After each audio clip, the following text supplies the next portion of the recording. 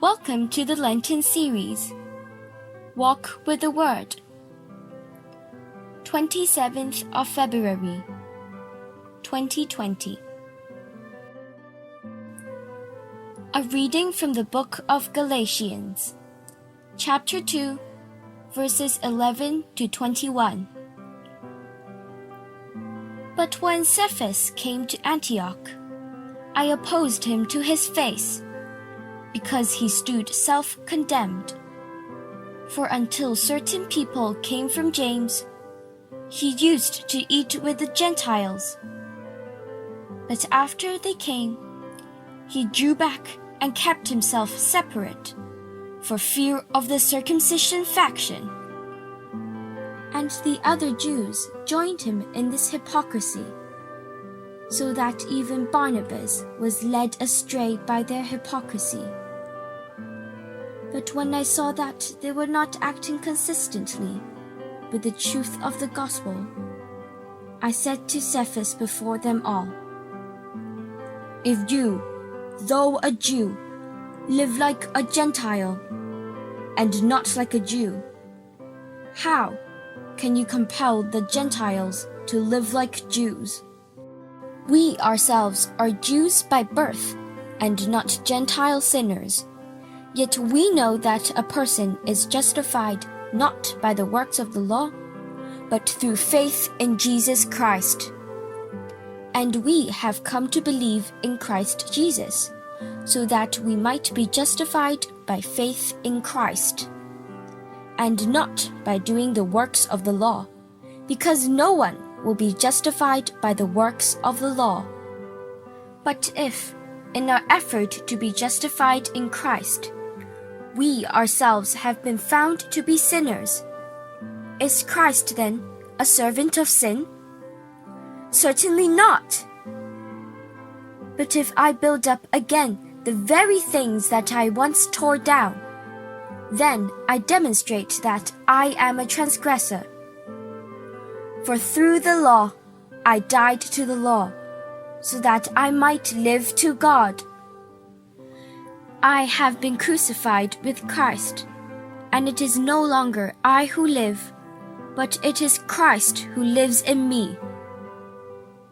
And the life I now live in the flesh, I live by faith in the Son of God, who loved me and gave himself for me.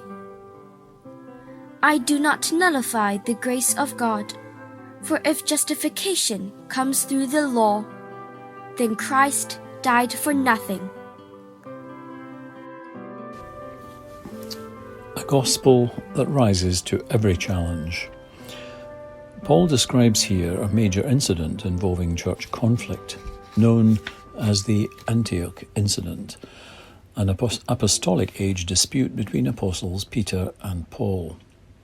He openly rebuked Peter for his bad behaviour.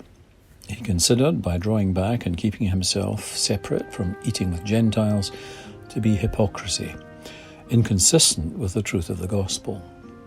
But what was Peter afraid of? Why would he act out such hypocrisy?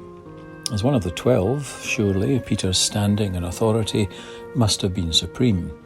We have no reason to believe that he has to fear people's opinions on his actions. And so, we can reasonably deduce that Peter may very well have done this for the unity of the church. At that time, Jewish and Gentile believers conflicted on wide-ranging flashpoints that spanned from the details of everyday living to doctrine. Even for an apostle, dealing with people's problems is not easy for Peter. We are not unfamiliar with these situations. In today's church, there are often many disputes of faithful people of different traditions, differing in their views and interpretations on matters that range from church decor, liturgy and rites, daily operational procedures, to the teaching of the Bible. Most of these stem from differences in perspectives and practices, and do not dispute the authenticity in the expressions of the truth and of our faith. But it is often people's personal opinions and habits that people are most insistent on, and the hardest to change and to make for a compromise. As an experienced leader, Peter naturally understood this, and therefore, if conflict can be avoided by eating separately, why not? But Paul finds this middle ground completely unacceptable. Eating at separate tables goes exactly against the core of the gospel.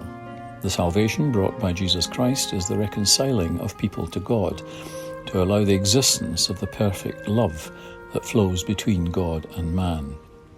And it is this love that faithful people can extend to every corner of the earth.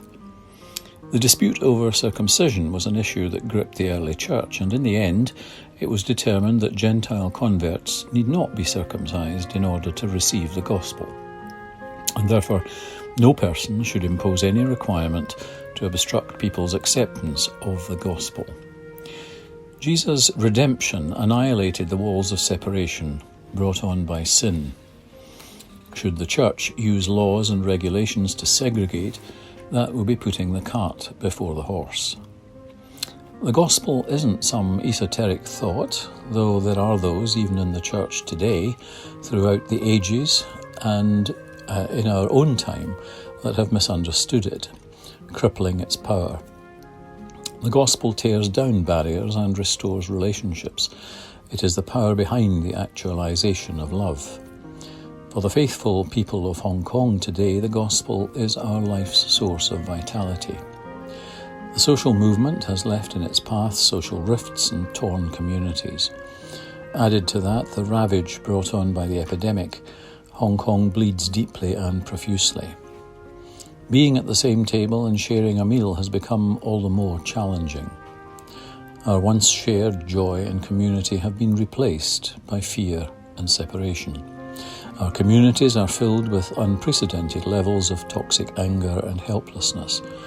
Our lives and our souls are bearing the weight of threats and attack. In a time when public services cannot be held, we need to ask, has the church lost its role and mission? Absolutely not. It is during times like this when it is ever more important for the presence of God, the church, and the gospel. When people are feeling anxious, helpless, fearful, depressed, annoyed, troubled, and even angry, it is easy to breed resentment, blame, and dispute. Blaming society, blaming those in power, and others. Heightened tension at home with our loved ones induced by cabin fever. Perhaps to neglect, distance, or escape may be a compromising solution. But the power given to us by the gospel is one that rises to challenges. The epidemic puts distance between people, but the gospel calls on us to reach out and care for others. Face masks cover our faces, but love makes us known to one another. When we will be bored and stuck at home, feeling the onset of cabin fever, why not treasure the precious time we get to spend with our families? When supplies are running low, why not try simple living for a change? And when our lives are disrupted, why not restructure our lives and listen to the Lord's guidance? Peter chose avoidance in dealing with a problem, but Paul chose to face the challenge head-on by putting into practice the truth of the gospel. Today, we need not judge them. We have to make our own choices. Our strength increases as our understanding of the gospel deepens. We must have faith, and it's not by our ability or strength, but that God's grace exceeds our expectations and imagination.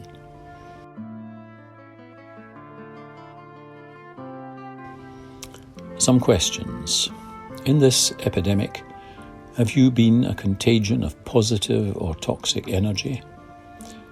Forced to change the way you go about your life, have you made new discoveries and possibilities? How has our faith helped you dispel the separateness caused by fear and resentment?